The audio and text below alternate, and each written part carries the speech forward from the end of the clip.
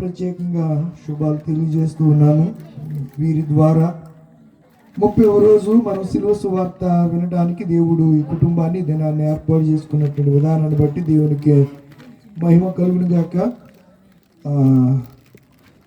ఉత్తర ప్రత్యుత్తర కీర్తన, పాత నిబంధన వాక్యం, సువార్త వాక్య భాగాలు చదివించిన బిడ్డల ముగ్గురికి కూడా హృదయపూర్వకమైనటువంటి వందనాలు తెలియజేస్తున్నాను.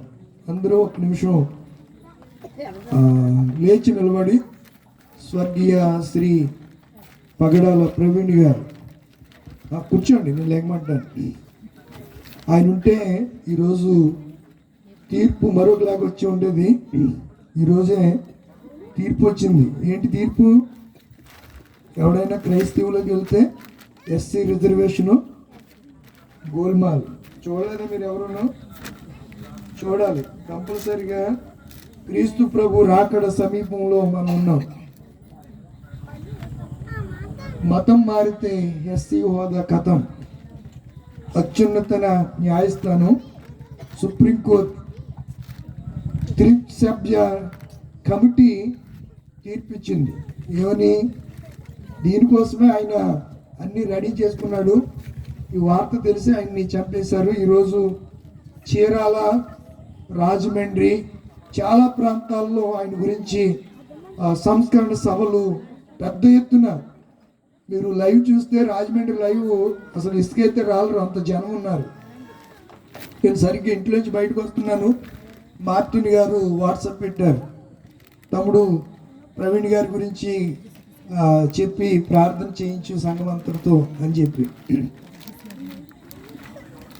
నిజంగా గొప్ప దైవజనుడు ఆయన, చాలా తెలుగుగలవాడు. అంబేద్కర్ తర్వాత సెకండ్ అంబేద్కర్ అని ఆయన్ని పిలవడం జరిగింది.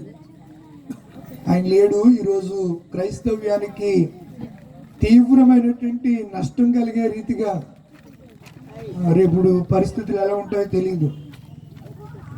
మీరు ఇంటికి వెళ్ళిన తర్వాత ఒకసారి యూట్యూబ్ చూడండి. చాలా భయంకరమైన తీర్పు మనకు వ్యతిరేకంగా వచ్చింది. దేవుడు కార్యం చేస్తాడు మన పక్షంగా. ఎవరినొకరిని మరలా ఒక జ్ఞానవంతుణ్ణి, విజ్ఞానవంతుణ్ణి మన పక్షాన నిలబడి వాదించడానికి ప్రభువారు ఎవరినో ఒకరిని సిద్ధపరిచే ఉంటారు. అలా మరొక ప్రవీణ్ లాంటి వాళ్ళు తప్పనిసరిగా మన కొరకు దేవుడు ఎక్కడో సిద్ధపరచుంటారు. తగిన కాలంలో దేవుడు వారిని ప్రత్యక్ష వేదిక మీదకి తీసుకొస్తాడు అని నేను విశ్వసిస్తున్నాను. విశ్వసిస్తున్న వాళ్ళు అందరూ కూడా ఒకసారి ఆమేన్ చెప్పండి. దేవుడు మనల్ని అనాథలుగా విడిచిపెట్టడు, మనల్ని సిగ్గుపరచుడు. ఆయన మనల్ని విడనాడు దేవుడు కాదు. మన పక్షాన ఆయన తప్పక కార్యము జరిగిస్తాడు. నేను 11:30కి ఎందుకు పిల్లలు క్లాస్ అయిపోయిన తర్వాత చూస్తే ఒకసారి మొత్తం అసలు వాళ్ళకి పండగ మాట. టీవీ5 అంటే వాళ్ళు ఇష్టం వచ్చినట్టు మాట్లాడుతున్నాడు. ఏబి అన్నాడు. కొంచెం అటు ఇటుగా మాట్లాడింది ఎవరంటే ఎన్టీవీ, టీవీ9 వాళ్ళే. కొంచెం మనకి అంటే వాళ్ళు కూడా వ్యతిరేకంగా మాట్లాడారు, అంతగా విమర్శనాత్మకంగా మాట్లాడాల ఆ రెండింటి. మిగతా ఛానల్స్ అన్నీ కూడా మనల్ని చాలా దౌర్భాగ్యంగా టార్గెట్ చేశాయి విపరీతంగా. మీరు చూస్తే మీకే అర్థమవుతుంది. చాలా బాధేసింది. ప్రార్థించాం. వచ్చేటప్పుడు అన్న ఈ మెసేజ్ పెట్టారు కనుక మనం తప్పకుండా మరొక ప్రవీణ్ గారిని దేవుడు మనకు అనుగ్రహించలాగున క్రైస్తవ్యానికి విఘాతం కలిగించే శక్తులన్నీ నిర్మూలన చేయబడి మనమందరినీ దేవుడు తన నిత్య రాజ్యం కొరకు సిద్ధపరుస్తూ ఈ క్రమంలో సాతాను మన మీద చేస్తున్నటువంటి దాడిని తట్టుకుని నిలబడడానికి దేవుడు మనకి ఏమివ్వాలి? శక్తిని ఇచ్చేలాగున ప్రవీణ్ గారు విడిచి వెళ్ళిన కుటుంబం కొరకు, ఆయన కొరకు ఒక్క నిమిషం అందరూ లేచి నిలబడి మౌనం పాటిద్దాం.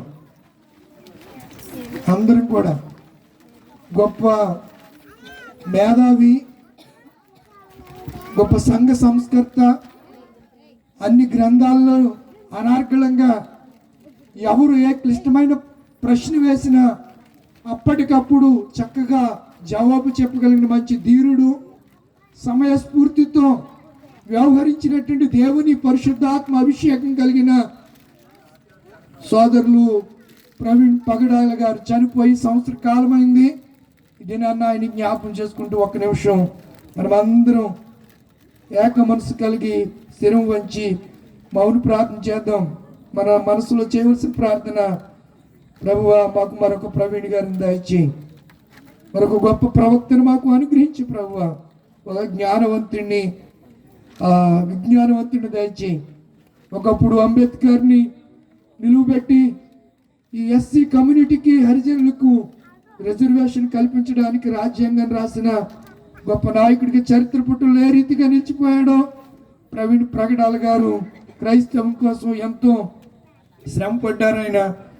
ఆయన లాంటి వ్యక్తిని మాకు దయచే ప్రభు అని ఆ కుటుంబాన్ని ఆదరించమని ఒక్క నిమిషం హృదయంలో మౌన ప్రార్థన చేద్దాం.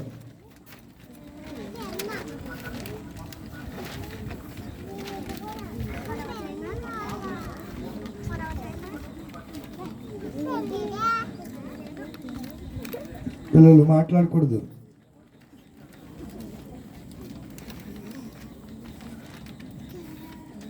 నజరుడైన యేసుక్రీస్తు నామములో అడుగుతున్నాము పరమ తండ్రి, amen. God bless you all.